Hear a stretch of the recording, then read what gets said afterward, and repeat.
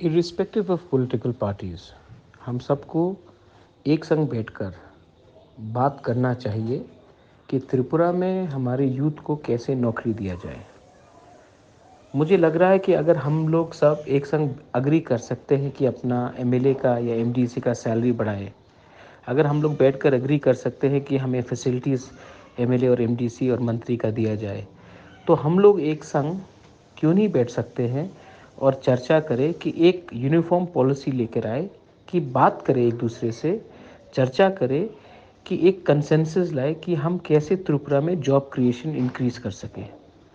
आज मैंने जो देखा है, त्रिपुरा में सबसे बड़ा प्रॉब्लम यूथ में बेरोज़गारी है।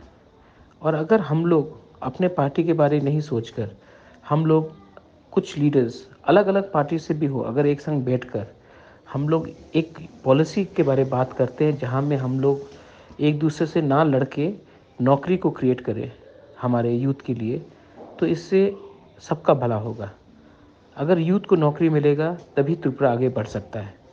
और यूथ को अगर आप नौकरी नहीं देंगे तो यूथ फ्रस्ट्रेट होकर हमारा भविष्य, हमारा स्टेट का भविष्य, हमारा देश का भविष्य कहाँ जाएगा। तो ये मेरा थिंकिंग है, मेरा सोच है।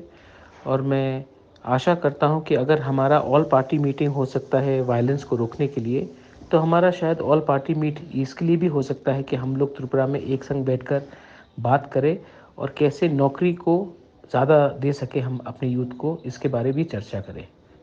This is my thinking, this is my that. I hope you will agree with what I am saying. अगर आप मेरा बात को से एग्री करते हैं, सहमत हैं, तो प्लीज़ मुझे सपोर्ट कीजिए। मैं त्रिपुरा में उन्नति लाना चाहता हूँ, ना कि हर चीज़ में पॉलिटिक्स लाना चाहता हूँ। हम बाय, थैंक यू।